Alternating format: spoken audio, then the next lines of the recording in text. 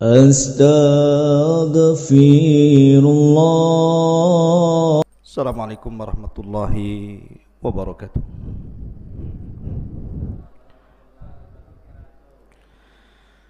Alhamdulillah wassalatu wassalamu ala Rasulillah wa ala alihi wa sahbihi wa mawalah wa la hawla wa la quwata illa billahi wa ba'du. Alhamdulillah, malam ini kita bisa duduk kembali untuk talabul ilmi. Salawat iring salam kita haturkan kepada Rasul kita yang mulia alaihi salatu wassalam. Allahumma salli ala Muhammad wa ala alihi wa sahbihi wa man sara ala nahji ila yaumiddin. Pembahasan di malam hari ini kita akan menguak satu kisah yang menarik tentang sumur Barhut, yang konon sumur ini dijadikan tempat penjara bagi para bangsa jin. Sumur Barhut yang ada di Hadral Maut. Ma'asyiral muslimin yang dimuliakan Allah Subhanahu wa taala, kita tahu bahwa yang namanya sumur tentu penuh dengan air, dan air adalah sumber kehidupan. Karena Allah Subhanahu wa taala berfirman, waja'alna al-ma'a likulli syai'in hayyin, dan kami jadikan air itu segala sesuatu bisa hidup. Tapi sumur yang ingin saya ceritakan ini adalah sumur kematian, bahkan tempat yang sangat menakutkan, sarang daripada jin dan syaitan. Sumur ini dikenal sebagai sumur Barhut, letaknya di Hadral Maut. Ma'asyiral muslimin yang dimuliakan Allah Subhanahu wa taala, bicara tentang sumur Barhut ini, sampai hari ini banyak orang yang meneliti sumur ini karena memang termasuk keajaiban dunia. Banyak orang yang berusaha menguak rahasia di balik sumur ini, karena sumur ini juga diperbincangkan oleh para ulama dari zaman ke zaman sampai hari ini. Karena ada riwayat yang mengatakan bahwa arwahnya orang-orang kafir itu setelah kematiannya maka mereka akan dipenjarakan di sumur Barhut Hadral Maut ini. Tetapi apakah seperti itu? Maka kita akan cerita tentang sumur ini dari dua sisi. Pertama, khurafat. Yang kedua, hakikat. Ma'asyiral muslimin yang dimuliakan Allah Azza wa Jalla, sebelum saya bercerita tentang sumur ini, Al-Imam At-Tabrani meriwayatkan sebuah hadis dalam kitabnya Al-Mu'jam Al-Kabir, dan hadis ini dikatakan oleh Al-Imam Al-Haythami, rijaluhu thiqat, semua para perawinya perawi terpercaya. Dan Al-Imam Ibn Hibban rahimahullahu ta'ala mensahihkan hadis ini. Bahkan Al-Imam Ibn Hajar juga mengatakan ruwatuhu mawthukun, semua rawi-rawinya terpercaya. Dan Syekh Nasiruddin Al-Albani rahimahullahu ta'ala menghasankan riwayat ini.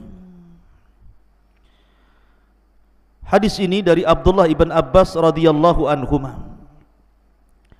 Nabi sallallahu alaihi wasallam bersabda, khairu ma'in ala wajhil ardi ma'u zamzam, fihi ta'amun minat tu'mi wa shifaa'un minas sukmi.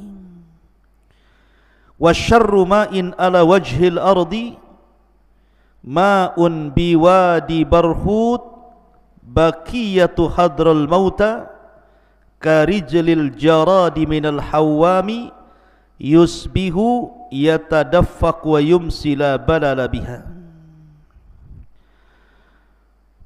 Kata Nabi SAW dari Abdullah ibn Abbas radhiyallahu anhuma, sebaik-baik air di atas permukaan bumi ini adalah air Zam-Zam, karena di dalamnya mengandung zat yang dapat mengenyangkan dan obat dari banyak penyakit. Begitu juga sejelek-jeleknya air di atas permukaan bumi adalah air dari sumur Barhut yang terletak di Hadral Maut, seperti kumpulan belalang yang di pagi harinya sumur tersebut memancarkan air, kemudian pada sore harinya mengering dan tidak terdapat bekas basah apapun di dalamnya. Dalam hadis ini tersebut kalimat sumur Barhut. Dari hadis ini Al-Imam Asy-Syafi'i ataupun madhab Syafi'i disebutkan bahwa annal ma'al makruh thamaniyatu anwa.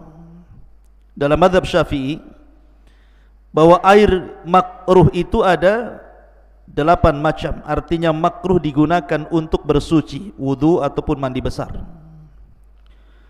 Yang pertama al-musyammas, air yang tergenang dalam drum kemudian terkena sinar matahari. Maka kalau berwudu dari air genangan yang terdapat dalam drum yang terkena sinar matahari, kata madhab Syafi'i makruh hukumnya. Kemudian wasyadidul hararah, air yang sangat panas sekali. Maka orang yang berwudu atau mandi jinabah dari air yang sangat panas makruh hukumnya. Yang ketiga syadidul burudah, air yang sangat dingin sekali. Kemudian yang keempat ma'u diyari Thamud illa bi'run naqah, air yang terdapat di negeri Thamud kecuali sumurnya untanya Nabi Allah Saleh. Kemudian yang kelima ma'u diyari qaumi Lut, airnya negeri Lut yang pernah diazab di negeri Sodom. Kemudian ma'i bi'ru Barhut, dalam mazhab Syafi'i disebutkan air dari sumurnya Barhut, itu dianggap makruh kalau orang berwudu atau bersuci di situ. Kemudian ma ardi Babil, air di negeri Babil. Kemudian yang terakhir ma'u bi'ri Darwan, air dari sumur Darwan. Sumur Darwan itu tempat Labid bin A'sam meletakkan bukhul ketika menyihir Nabi SAW. Lah dalam mazhab Syafi'i bahwa 8 macam air ini makruh untuk bersuci ataupun mandi junub. Ingat, ini mazhab Syafi'i.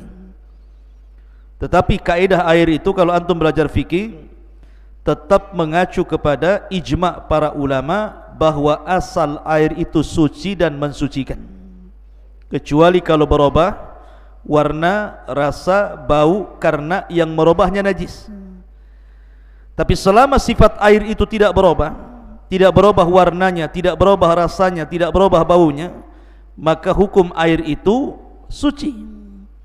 Tapi sekali lagi ini saya menyebutkan mazhab Syafi'i karena ada berkaitan dengan sumur Barhut. Taib, ma'asyiral muslimin yang dimuliakan Allah Subhanahu wa taala, di mana letak sumur Barhut ini? Letak sumur Barhut ini tepatnya di sebuah lembah yang terdapat di provinsi Hadral Maut. Jadi berdekatan dengan Bukit Hud atau kuburan Nabi Hud alaihi salatu wassalam. Kira-kira kalau ditempuh dengan perjalanan itu sekitar 2 jam dari negeri Tarim. Ya, ada kota Tarim di sana. Itu sekitar 2 jam dari Tarim ini ke sumur Barhut itu. Dan masuk ke provinsi Hadral Maut, lintasan arah menuju provinsi Mahram itu. Mungkin kalau sekarang Yaman Selatan. Ada yang kemudian mengukur kedalamannya sumur ini. Ada yang mengatakan bahwa sumur ini atau sumur Barhut ini memiliki 600 kaki. 600 kaki itu maksudnya lebarnya 450 kaki dan panjangnya 120 kaki. Atau dengan kata lain ada yang mengatakan bahwa kalau seandainya luasnya dikira-kira, maka sumur Barhut itu sekitar 100 meter persegi dan memiliki kedalaman 250 meter. Bayangkan 250 meter, seperti apa dalamnya itu. Kita tengok sumur 10 meter saja sudah dalam kali. Ini kedalamannya sampai 250 meter. Tentunya dengan kira-kira para peneliti ya. Adapun apakah memang 250 meter, wallahu alam. Dan apakah orang pernah masuk ke sumur itu juga Allahu alam. Tapi yang jelas bahwa karena sumur ini sangat fenomenal, khususnya di negeri Yaman. Kemudian juga ada riwayat yang mengatakan bahwa arwahnya orang-orang kafir tertahan di sumur Barhut inilah akhirnya menjadi terkenal. Sehingga kemudian banyak khurafat-khurafat, cerita-cerita yang tidak jelas seputar sumur Barhut. Tapi tetap saya akan ceritakan, sehingga ketika antum membaca di internet atau mendengar orang yang berceramah tentang sumur Barhut, antum sudah tahu ini yang benar, ini yang enggak benar. Kemudian kenapa sumur Barhut ini disebut Barhut? Ada yang mengatakan bahwa dahulu Raja Jin itu, jadi apabila anak buah jin ini mereka membangkang dari titah perintah rajanya, maka mereka akan dipenjarakan. Maka Raja Jin pun kemudian membuat sumur sedalam tadi, kemudian digunakan untuk memenjarakan setiap jin yang membangkang kepada rajanya, dimasukkan ke sumur itu. Ini satu kisah, bukan riwayat, ini kisah, konon seperti itu. Ada juga kisah yang lain mengatakan bahwa dulu di Yaman itu ada kerajaan namanya Himyar. Ingat ketika kita menceritakan tentang Ashabul Ukhdud, yang rajanya Dzunwas, itu ada kaitan dengan Himyar. Tetapi bukan yang dimaksud di sini kisahnya Ashabul Ukhdud, tidak. Tapi ada salah satu raja Himyar itu sebelum meninggal, maka dia kemudian takut kalau seandainya hartanya berupa emas yang begitu banyak itu akan diambil orang. Akhirnya dia berkomunikasi dengan jin, bekerja sama dengan jin untuk menyembunyikan barang-barang berharga ini. Maka oleh jin dibuatlah sumur yang dikenal dengan Barhut itu tadi. Diletakkan emas-emas raja itu di sumur itu. Kemudian setelah diletakkan, raja pun Allah takdirkan meninggal dunia. Maka setelah raja meninggal dunia, sumur itu dihuni oleh jin. Makanya disebut Barhut. Dalam bahasa Himyar, Barhut itu artinya Madinatul Jin atau Ardu Jin. Kotanya jin atau negerinya jin itu disebut Barhut dalam bahasa Himyar. Dengar kota jin saja menyeramkan, sangat menyeramkan gitu ya. Dan makanya kemudian banyak cerita-cerita khurafat di sini. Itu dari segi penamaan Barhut. Tetapi dua kisah ini tentu kalau kita timbang lebih dekat ke khurafat dibandingkan ke hakikat. Karena tidak ada sanad yang jelas tentang dua kisah ini masalahnya.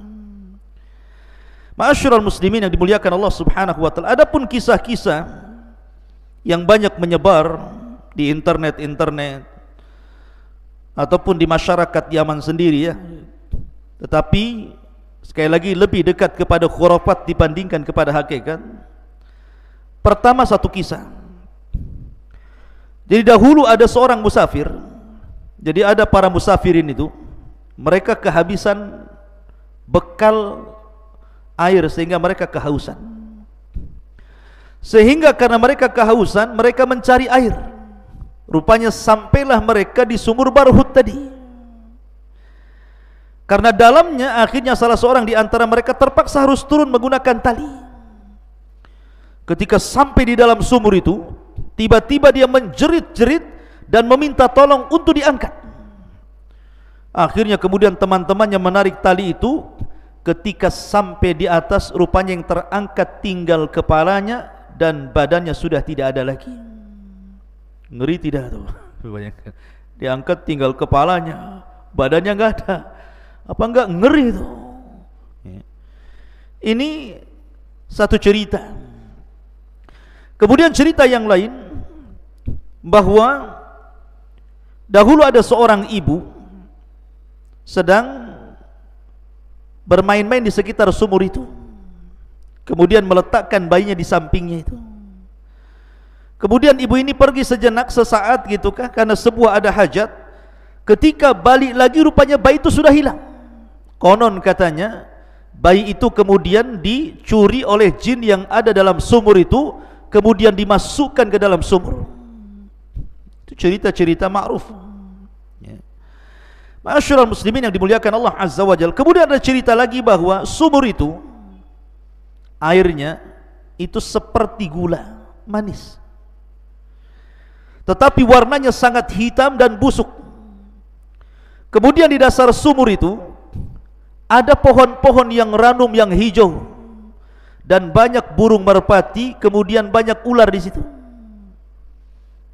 Sehingga apabila di malam hari terdengar suara-suara aneh yang berbagai macam suara muncul dari sumur itu, dan orang ketakutan karena itu. Lah tiga-tiga kisah ini masyhur kalau antum baca di internet, tetapi semua tidak ada sanadnya karena kesannya khurafat masalahnya. Ini bukan sebuah hakikat. Ma'asyiral muslimin yang dimuliakan Allah Subhanahu wa taala. Akan tapi hadis yang saya baca tadi, hadis bahwa sebaik-baik air di permukaan bumi adalah air Zam-Zam, dan seburuk-buruk air di permukaan bumi adalah air yang terdapat di lembah Barhut. Ini sahih hadis ini. Ya. Hadis ini sahih dan dihasankan oleh Syekh Nasiruddin Al-Albani rahimahullahu taala. Bahkan ada sebuah riwayat yang lain tentang masalah sumur Barhut ini, dikeluarkan oleh Abdul Razak dalam musannafnya dari jalan Sufyan ibn Uyainah dari Furat Al-Qazzaz dari Abi Tufail dari Ali radhiyallahu an, dia mengatakan khairu wadiyaini fin nasi dhi Makkah, wadin fil hindi habata bihi Adam fihi hadit tibul ladhi tatayyabuna bihi, wasyarru wadiyaini fin nasi wadil ahqafi wa wadi bihadral maut yuqalu lahu Barhut. Kata Nabi, kata Ali radhiyallahu an, sebaik-baik dua lembah bagi manusia, pertama di Makkah, lembah yang ada di Mekah, dan yang kedua lembah di mana ketika Adam diturunkan dari sorga ke bumi. Kemudian seburuk-buruk dua lembah bagi manusia, dua, pertama lembah Ahqaf, dan yang kedua lembah Hadral Maut yang dikenal dengan Barhut tadi. Hadis ini sanadnya sahih. Ma'asyiral muslimin yang dimuliakan Allah Azza wa Jalla, masalahnya ada sebuah hadis ataupun riwayat, bukan hadis, riwayat yang mauquf sampai kepada sahabat Nabi sallallahu alaihi wasallam. Seperti contohnya Anas bin Malik radhiyallahu an mengatakan, arwahul mu'minina ilal jabiyati wa arwahul kafirina ila wadin bihadral maut yuqalu lahu Barhut. Dari Anas radhiyallahu an mengatakan bahwa ruh-ruhnya orang yang beriman ditempatkan di Jabiyah. Jabiyah ini sebuah tempat yang ada di Syam. Adapun ruhnya orang-orang kafir ditempatkan di bukit Hadral Maut yang disebut dengan Barhut, dalam sumur Barhut tadi. Ini satu riwayat. Kemudian juga Ali radhiyallahu an mengatakan, khairu wadin nasi wadi Makkah wa syarru wadin nasi wadil Ahqaf wa wadi Hadral Maut yuqalu lahu Barhut fihi arwahul kufar. Sebaik-baik bukit manusia adalah bukit Mekah, dan seburuk-buruk bukit manusia adalah bukit Al-Ahqaf. Kemudian bukit Hadral Maut yang disebut dengan Bahrut, di dalamnya terdapat ruh orang-orang kafir. Kemudian riwayat yang ketiga, Abdullah bin Umar radhiyallahu anhu mengatakan, inna arwahal kufar tujma'u bi Barhut. Sesungguhnya ruhnya orang-orang kafir dikumpulkan di Barhut. Wa arwahul mu'minina fil Jabiyah, dan dikumpulkannya ruh orang-orang yang beriman di Jabiyah. Barhut bil Yamani wal Jabiyatu bisyam. Adapun Barhut letaknya di Hadraul Maut Yaman, dan Jabiyah letaknya di Syam. Ma'asyiral muslimin yang dimuliakan Allah Azza wa Jalla, bagaimana pandangan para ulama? Betulkah ruhnya orang-orang kafir setelah kematiannya dipenjarakan di sumur Barhut, dan ruhnya orang-orang yang beriman dipenjarakan di Jabiyah? Maka para ulama mengatakan semua riwayat yang mengatakan bahwa ruhnya orang-orang kafir berada di sumur Barhut ataupun ruhnya orang-orang yang beriman di Jabiyah, tidak ada yang sahih. Ingat, tidak ada yang sahih. Semuanya mauquf kepada para sahabat Nabi SAW dan sanadnya bermasalah, sehingga tidak ada cerita tentang arwah. Karena kemarin kita sudah berbicara tentang alam arwah, bahwa ruh itu adalah kuasa Allah.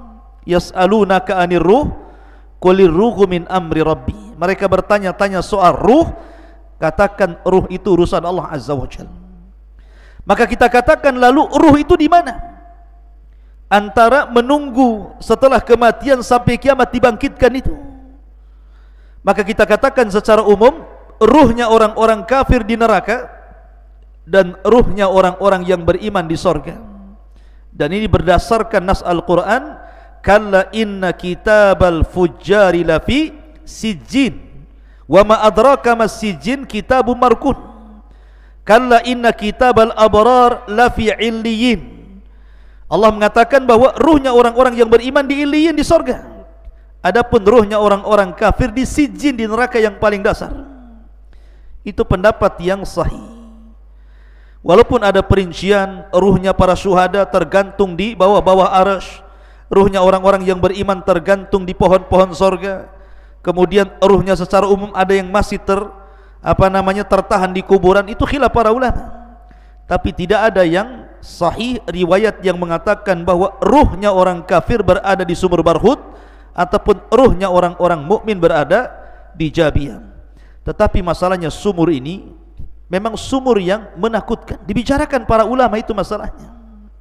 Saya akan sebutkan dua kisah, dan kisah ini disebutkan oleh Imam Suyuti rahimahullahu ta'ala dalam kitabnya Hikayat li Abi Umar Ahmad ibn Muhammad An-Naisabur. Jadi ada cerita seperti ini. Dulu ada seorang laki-laki di Mekah. Laki-laki ini asalnya Khurasan tapi tinggal di Mekah.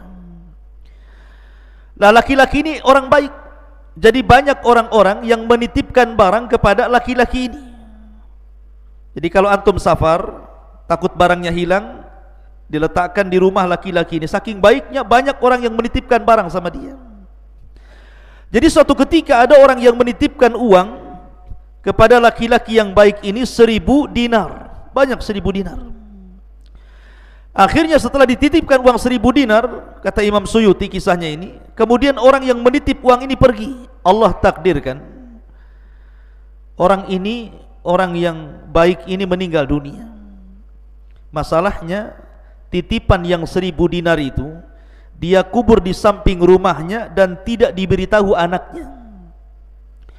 Akhirnya kemudian ketika orang yang ditipi uang ini datang bertanya soal uang 1000 dinar, kata anaknya, ayah saya sudah meninggal dan ayah saya tidak memberitahu di mana uangmu. Akhirnya kemudian orang ini pun berangkat ke Masjidil Haram, bertanya kepada orang-orang atau para ulama yang ada di situ. Maka salah seorang ulama kemudian mengatakan kepada orang ini, pergilah tengah malam atau sepertiga malam ke sumur Zam-Zam. Karena ada yang berpendapat bahwa ruhnya orang-orang yang beriman itu diletakkan di sumur Zam-Zam masalahnya. Jadi pergilah ke sumur itu. Kemudian kamu berteriak, panggil-panggil orang yang kau maksud itu. Barangkali ruhnya ada di situ.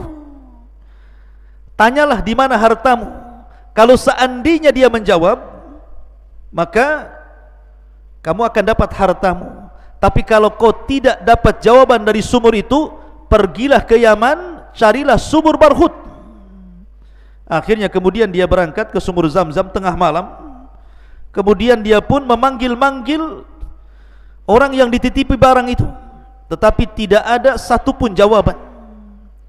Maka dia teringat dengan nasihat para ulama bahwa dia harus pergi ke Yaman. Maka berangkatlah dia ke Yaman. Di Yaman itulah dia cari sumur Barhut tadi. Setelah dia ketemu sumur Barhut tadi, maka dia pun berteriak-teriak di sumur Barhut itu. Maka tiba-tiba kemudian ada jawaban bahwa ruhnya ada di situ. Tiba-tiba ruh ini mengatakan, waihaka ma anzalaka hahuna. Ya. Dia mengatakan, celaka engkau, kenapa kau sampai kemari? Ya. Maka orang ini mengatakan, waihaka wa qad kuntu sahiba khairin, wa qad kunta sahiba khairin. Bagaimana mungkin, kau kan orang baik, kenapa ruhmu ada di sini? Ini kan ruhnya orang-orang kafir di sini, kenapa kau ada di sini?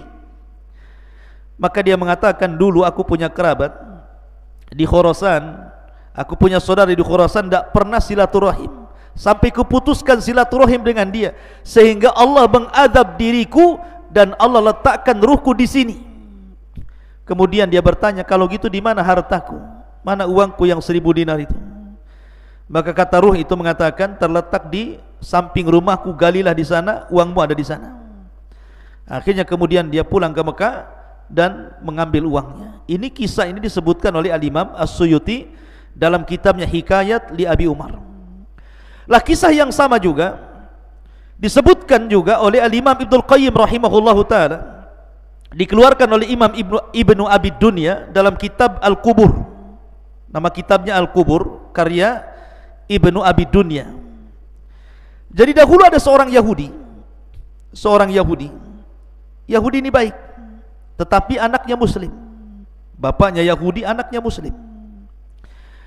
Dan orang Yahudi ini suka juga dititipi barang, sama dengan kisah yang pertama. Jadi ada seorang Muslim menitipkan barang kepada orang Yahudi ini. Allah takdirkan orang Yahudi ini meninggal dunia. Kemudian ditanya kepada anaknya, anaknya tidak tahu karena bapaknya tidak ngasih tahu, dan anaknya seorang Muslim. Akhirnya kemudian dia pun bertanya kepada seorang alim namanya Syuaib Al-Jubai. Syuaib Al-Jubai, kata Syuaib Al-Jubai, sebaiknya kamu datang ke sumur Barhut, cari ruhnya orang Yahudi itu di sumur Barhut itu. Berangkatlah dia ke sumur Barhut. Kemudian dia pun memanggil-manggil ruhnya orang Yahudi itu. Tiba-tiba ruhnya orang Yahudi ini bicara. Kemudian setelah bicara, dia bertanya soal di mana hartanya. Kemudian ruh itu memberitahu bahwa hartanya berada di bawah pintu rumahnya. Maka dia pun pulang menggali, rupanya hartanya ada di situ. Lah kisah ini disebutkan oleh Al-Imam Ibnul Qayyim rahimahullah taala dan dikeluarkan oleh Imam Ibnu Abi Dunya dalam kitab Al-Qubur. Tetapi ikhwan, ingat, dua riwayat ini juga masih dipertentangkan para ulama tentang subut dan tidaknya. Dan pendapat yang kuat bahwa dua riwayat ini pun lemah, sehingga tidak ada satupun cerita soal sumur Barhut itu yang sahih. Semua khurafat, semua hanya cerita fiktif, sehingga kita kembali kepada asal bahwa ya mungkin namanya sumur. Sumur itu mungkin menakutkan karena memang dalam sekali. Bahkan bukan hanya sumur Barhut, sumur-sumur manapun kalau sudah tidak dipakai lagi, tentu banyak jinnya di situnya. Karena ada orang-orang sekitar sumur itu, kalau antum tengok di YouTube gitu ya, sumur Barhut gitu kan, diwawancarai gitu ya, bahwa banyak suara-suara yang terdengar dari dalam sumur itu. Apalagi malam hari, katanya ada suara menangislah bayi, ada suara burung, ada suara macam-macam suara. Memang menakutkan sekali katanya. Saya enggak, walaupun pernah di Yaman, saya belum pernah ke sumur Barhut, karena sumur Barhut itu kan di tengah-tengah padang pasir masalahnya. Kalau antum tengok di YouTube itu memang menakutkan sekali ya, bahkan termasuk dimasukkan oleh UNESCO itu sebagai keajaiban dunia gitu. Sampai hari ini diteliti itu oleh barat sama timur, itu diteliti itu tentang rahasia di balik sumur itu. Akan tapi ikhwatu fiddin yang dimuliakan Allah Azza wa Jalla, adapun tentang riwayat-riwayat seputar sumur Barhut, maka semuanya mauquf, tidak ada yang sahih kecuali hadis Abdullah ibn Abbas radhiyallahu anhuma yang menceritakan tentang masalah sebaik-baik air adalah Zam-Zam dan seburuk-buruk air adalah air yang ada di sumur Barhut, karena memang warnanya hitam, kemudian sangat bau sekali sehingga tidak layak dikonsumsi, ya. Dan memang sangat horor sumur itu. Tetapi kalau mamanya bicara tentang masalah ruh, maka sekali lagi bahwa riwayat-riwayat soal ruhnya orang-orang kafir berada di sumur Barhut, maka tidak ada yang sahih. Dan para ulama mengatakan bahwa kita kembali kepada zahir Al-Quran, ruhnya orang-orang yang beriman di Illiyin dan ruhnya orang-orang kafir di Sijin. Inilah diantara kisah sumur Barhut yang ada di negeri Hadral Maut Yaman. Subhanakallah bihamdika asyhadu an la ilaha illa anta astaghfiruka wa atubu ilaik. Allahu ta'ala alam. Assalamualaikum warahmatullahi wabarakatuh.